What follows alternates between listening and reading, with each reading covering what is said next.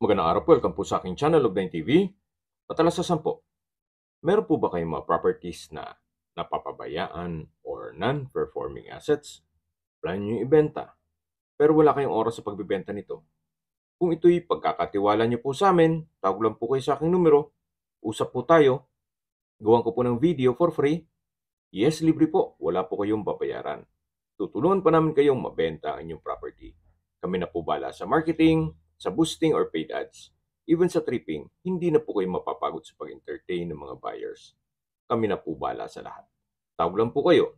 Nandito po tayo ngayon sa Amadeo, Cavite kung saan meron po tayong bagong video presentation. Isang residential property na may lot area ng 1,929 square meters. Ito po'y titulado, buhay po ang may-ari, kaya wala po kayong maging problema sa documentation o sa transfer ng title. Ito po yung property line, itong binabaybay natin. Ito pong side ng may steel na structure, yan po yung property binibenta mismo. Ito pong kabilang side ay hindi na po kasama yan. Pero ang plano ni owner ay lalagyan po ng bako dito.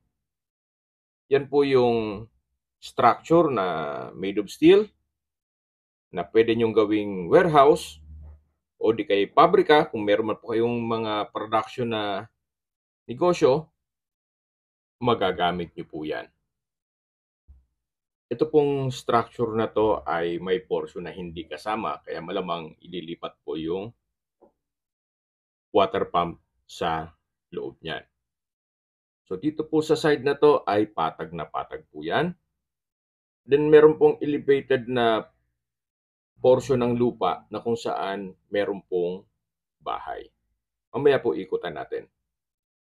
Ito pong area na to ay marami po kayong pwedeng i-project dito. At yan po yung back view naman nung metal na structure. Then, yan po meron pong concrete fence. Matatanaw nyo, kung mahilig naman po kayo sa manok, pwede rin po itong gawing game farm. Actually, ito po sa kabilang side, marami po silang manok. Then sa dulo po, meron pong another structure na kung saan dun po nag-sparring yung mga manok.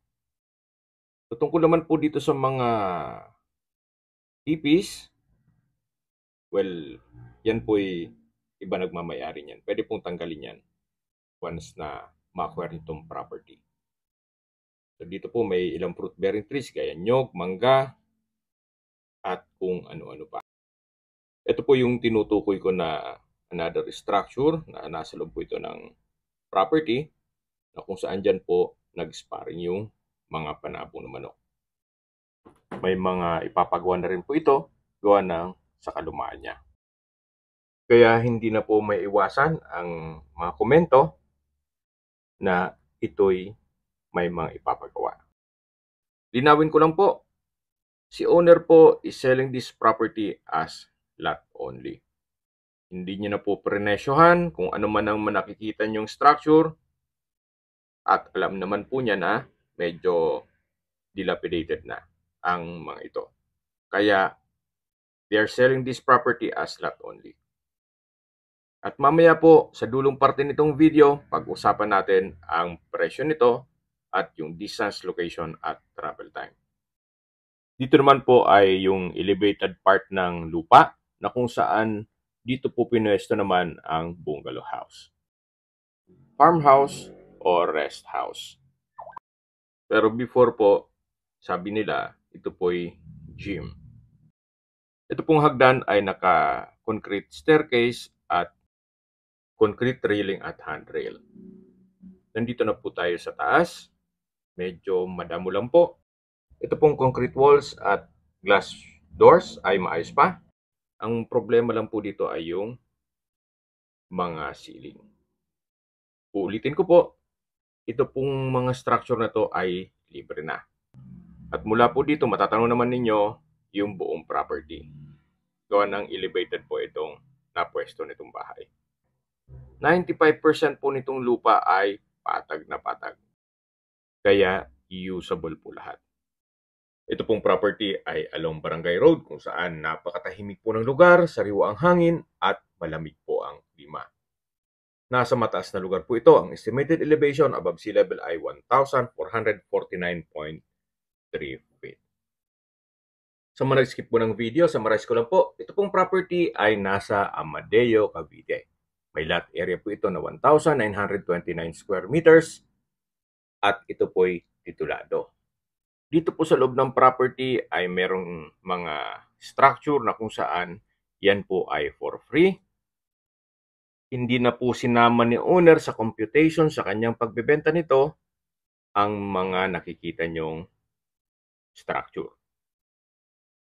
Then patag na patag po ang lupa. May access na rin po dito ng tubig, kuryente at internet provider gawa ng ito po'y along Barangay Road. Sa distance, location at travel time portion na po tayo.